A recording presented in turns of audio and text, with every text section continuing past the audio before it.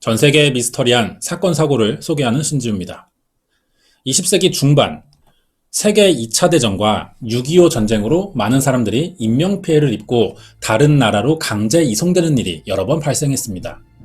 특히 한국과 일본은 6.25 전쟁 이후 납북되는 피해자들이 생각보다 많은데요. 어떤 뚜렷한 이유 없이 어느 날 갑자기 길거리에서 간첩에게 끌려가는 경우가 있었고, 바다에 나가 있는 어부들은 휴전선을 넘은 북한 해군들에게 납북되기도 했습니다. 납북 피해자들은 통계상 전쟁 직후 가장 많이 발생했지만 21세기가 들어서기 전만 해도 북한에 끌려가는 사람들이 있었다는 거죠. 왜 이런 일이 발생했던 걸까요? 이 납치를 실행하는 공작원들은 자신의 정체를 숨기고 미인계를 이용해 교제나 청혼으로 유인하거나 사업적인 측면 아니면 우연을 가장해 좋은 인상을 심어주면서 접근해왔고 아무도 모르게 납북시켜버렸습니다. 이런 피해자들은 한국뿐 아니라 일본, 중국에서도 나타났는데요. 특히 중국은 북한과 국경을 맞대고 있는 면적이 넓고 탈북자인 척하며 현지인들을 유인하는 수법으로 납치를 시도했습니다. 자기가 왜 납치되는지도 모른 채 끌려가는 사람들이 많았던 거죠. 현재 한국에서 전쟁 직후부터 추산되고 있는 납북 한국인 피해자는 10만 명 정도에 이른다고 합니다. 다른 국가의 납북 사례까지 포함하면 더 많아지겠죠. 2010년 이후 통신과 인터넷의 발달로 납북됐던 피해자들이 자진 탈출해 다시 귀환하는 사례도 있었지만 중간에 실패하면 수용소로 끌려가 강제 노동을 다시 하게 되는 경우도 보고되고 있습니다. 우리나라가 빨리 해결해야 되는 일 중 하나죠. 북한이 납치해간 범죄지만 북측에선 납북 피해자들을 귀순자라고 표현하고 있습니다. 자신들은 납북 사례를 인정하지 않고 있어요. 당연히 사과도 없는 거죠. 전쟁 직후 많은 이산가족의 발생 원인 중 주요 요인이 납북인데도 전혀 대응하지 않습니다. 오히려 피해자가 늘어나고 있어요. 이번에 알아볼 사건도 이런 납북 사례일 것으로 추정되고 있는데요. 1970년부터 북한은 일본인을 상대로 이를 소개시켜 준다거나 한국인인 척 위장해 납치하는 경우가 있었습니다. 해안가에서 주로 납북 사건이 발생하다 보니 이 시기에 실종된 사람들이 단체로 납북된 것이 아니냐는 소문이 돌을 정도였죠. 언제 어떤 사람이 실종됐고 정말 북한에서 납치해간 것인지, 그렇다면 어떤 목적으로 이런 일을 벌이고 있는 것인지 알아보도록 하겠습니다. 자세한 내용이 궁금하시면 구독과 좋아요 부탁드립니다. 1964년 3월 3일 일본 야마나시현 고후시에서 경찰관인 아버지, 자영업자인 어머니와 2살 위의 오빠가 있는 가정에서 쌍둥이 여자아이가 태어납니다. 아이들의 이름은 야마모토 미호와 미사였어요. 성장 배경이 자세히 알려지진 않았지만 5 식구는 별 탈 없이 잘 살았다고 합니다. 하지만 1984년에 쌍둥이가 대학교 2학년일 때 오빠인 야마모토 카즈오가 오토바이 사고로 사망합니다. 단란했던 가정에 정적이 찾아온 거예요. 이 가족에게 충격적인 일은 여기서 끝나지 않는데요. 가족의 집은 야마나시현 고후시 나가미츠 데라초란 곳에 있습니다. 1984년 6월 4일 20살이 된 야마모토 미호는 오전 10시에 도서관에 가겠다며 집을 나섰어요. 그리고 집에 돌아오지 않습니다. 이날 미호는 스쿠터를 타고 나갔습니다. 도서관에서 늦게 나오더라도 출발만 하면 금방 돌아올 수 있는 거리였죠. 다른 약속이 있다는 말은 없었거든요. 그런데 돌아오지 않자 집에서 미호를 기다리던 가족이 경찰에 신고합니다. 실종 접수를 받고 수사를 시작한 경찰은 사건 발생 이틀 만인 6월 6일 미호가 집을 나올 때 타고 간 스쿠터를 이 지역의 기차 정류장 앞에서 발견했어요. 이틀 뒤인 6월 8일에는 야마모토 미호의 실종 장소와 조금 떨어진 니카타현 카시와자키 시내의 아라히마 해안가에서 손가방도 발견됩니다. 이곳은 1970년과 80년 사이 일본인들이 간간히 실종되던 장소였어요.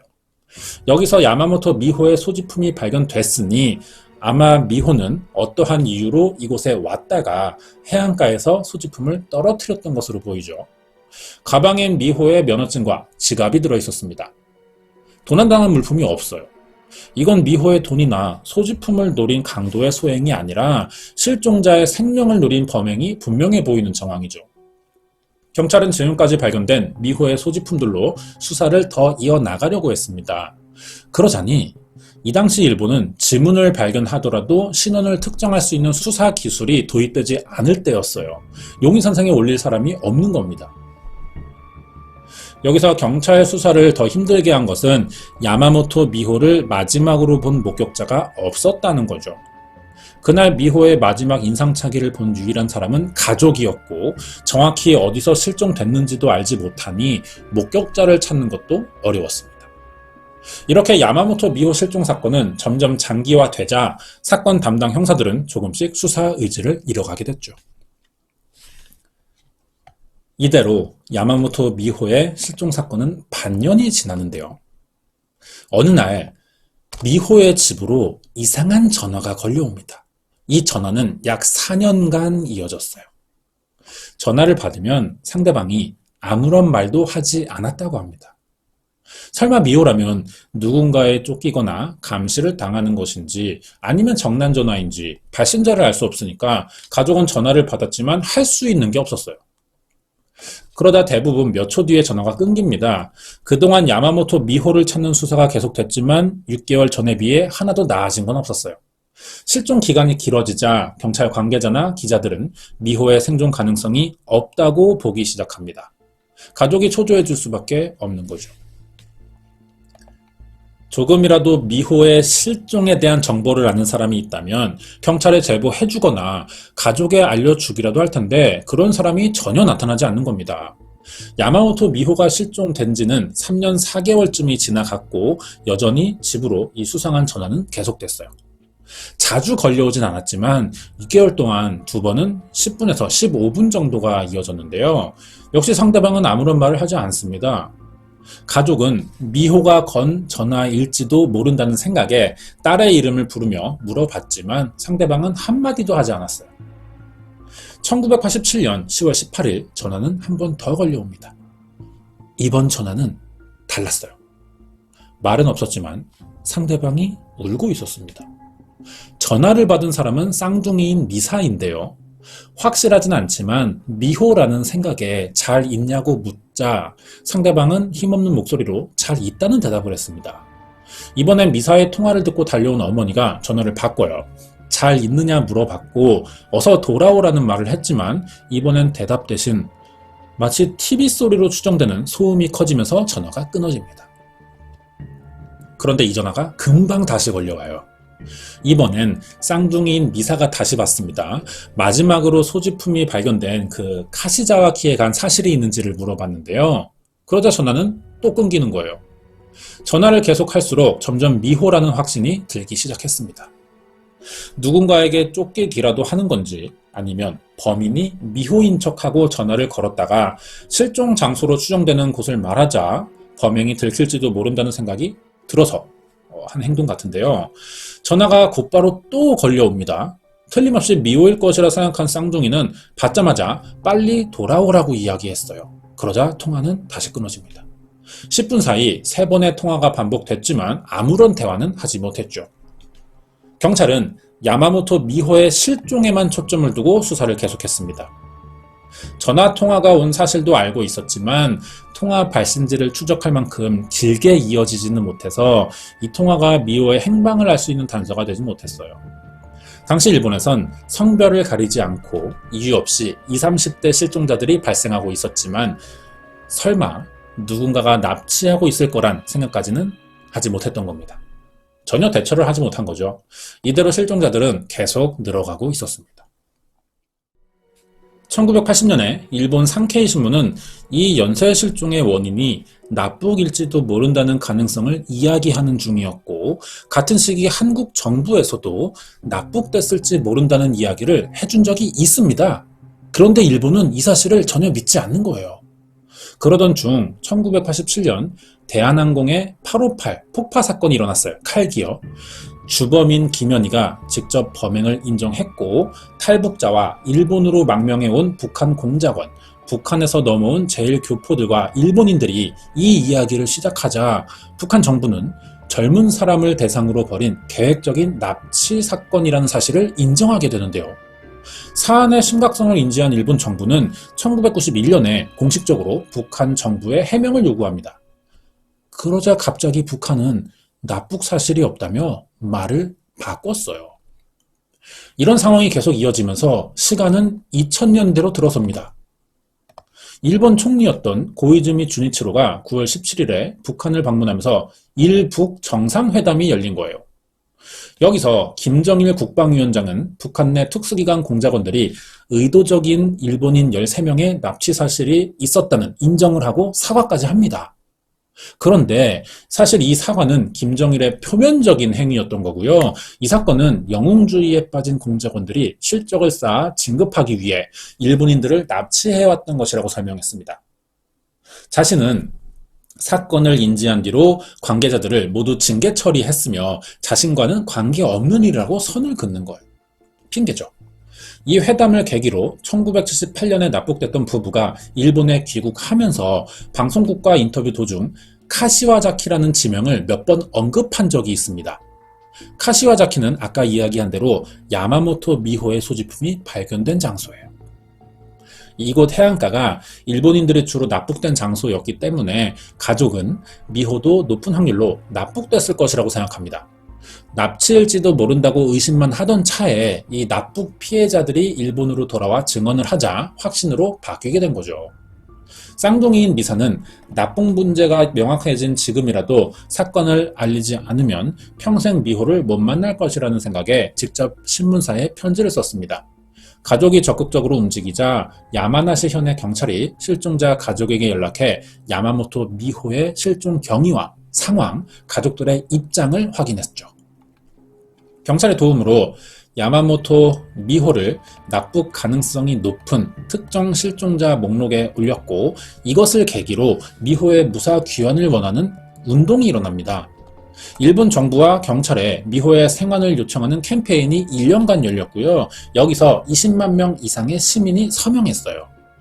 뭔가가 이루어질 것 같은 분위기였지만 미호의 아버지인 야마모토 미치오가 병으로 사망합니다. 결국 딸을 만나지 못했어요. 사건이 일어나기 몇 달 전 친오빠의 교통사고와 쌍둥이의 실종, 그리고 몇 년 뒤 아버지의 사망으로 가족은 평생 충격을 받으면서 살고 있습니다. 지금은 어머니와 쌍둥이 동생인 미사만 미호가 돌아오기를 기다리고 있죠. 야마모토 미호가 특정 실종자 명단에 등록된 지 1년이 지난 2004년에 아주 놀랄만한 소식이 들려오는데요. 야마가타현 유사마치 해안에서 발견된 익사체의 DNA를 조사해 보니까 그때 사라진 쌍둥이 미사와 완벽히 일치한다는 결과가 나온 겁니다. 그런데 최근에 발견된 시신이 아니라 이미 야마모토 미호가 실종됐던 1984년에 발견된 신원 미상의 시신이 야마모토 미호라는 거예요. 가족은 이 사실을 믿기 힘들었습니다. 시신은 미호가 실종된 지 2주밖에 지나지 않았던 1984년 6월 21일 일부 백고라가 진행된 채 유사마치 해안에 떠밀려온 것을 관광객이 발견하면서 경찰에 신고했었다고 하는데요. 이 시신의 DNA는 일랑성 쌍둥이인 미사와 일치했기 때문에 야마모토 미호라고 판단할 수 있었다는 겁니다. 그리고 부검 결과는 자살에 의한 익사라는 소견이 나왔어요. 가족이 그러니까 황당할 수밖에 없는 거죠. 시신의 발견과 신원 파악이 되면서 야마모토 미호의 실종 사건은 종결됩니다. 하지만 어딘가가 이상해요. 생각해볼수록 뭔가 수상합니다. 왜냐하면 이 DNA 대조 조사는요, 미호의 가족에게 사전 통보 없이 이뤄졌기 때문이었죠.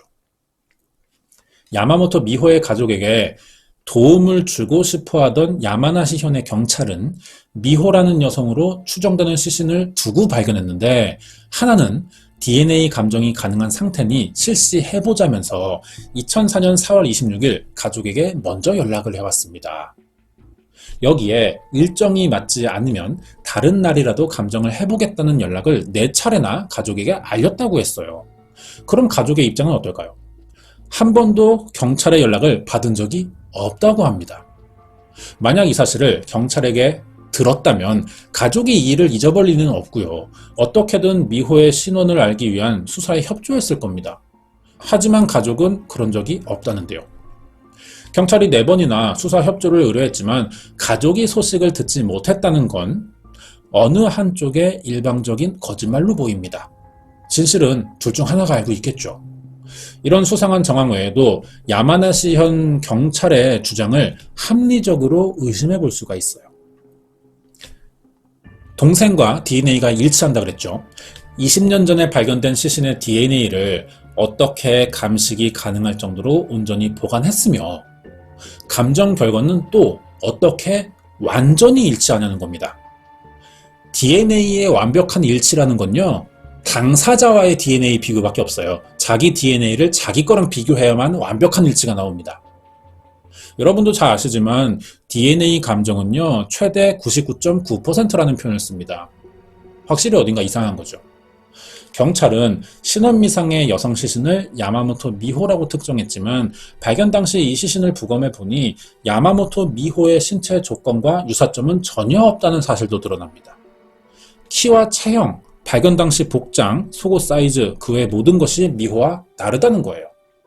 그런데 경찰은 DNA가 완벽히 일치한다는 말을 어떻게 할 수 있었던 걸까요? 이런 의심이 들자 가족과 언론은 야마나시현 경찰의 해명을 들어야 했지만 설득력 있는 대답이 돌아오진 않았고요. 오히려 질문을 피하려고만 했습니다. 거기에 야마모토 미호가 실종된 날은 1984년 6월 4일이지만 이 신원미상의 시신은 같은 해 6월 21일에 유사마치현에서 거의 백골화된 상태로 발견됐다는 거죠. 시신이 17일 만에 백골화됐다는 이야기인데요. 연구 자료에 따르면 시신의 백골은 열대 기후에서도 몇 주가 걸린다고 합니다. 앞뒤가 맞지 않는 거죠. 미호로 추정된다던 이 시신에선 치아가 13개가 빠져 있었어요. 어떻게 이런 상태로 발견됐는지 이것도 의심해 봐야 됩니다. 해안가로 떠내려온 채 발견됐으니까 바다 생물에게 뜯어먹혔거나 암초 등 여러 외부 변수가 작용할 수 있죠. 어떻게든 백골화가 빠르게 진행됐다고 인정할 때도 미호는 실종 당시 20살이었습니다. 어떻게 여러 개의 치아가 한 번에 빠질 수 있었는지 이것도 설명할 수 있는 방법은 아직 마땅치 않다는 거예요. 아직 이 시신이 미호라는 확신을 할 수 없는 데다가 치아가 빠진 이유를 알아내지 못하는 한 미호 사건은 아직 해결되지 않은 것이고 만약 다른 사람이라는 증거가 나올 경우 또 다른 사건이 벌어졌을 가능성도 아직 있는 겁니다. 실종자의 가족은 더 이상 수사기관의 도움을 받지 못하고 여전히 야마모토 미호가 무사히 돌아오기만을 기다리고 있어요. 현재까지 어딘가에서 생존해 있다면 지금 56살로 추정되는데요. 납북된 것이 아니라면 미호가 실종된 이유는 없다고 주장하는 중입니다. 동생이에요.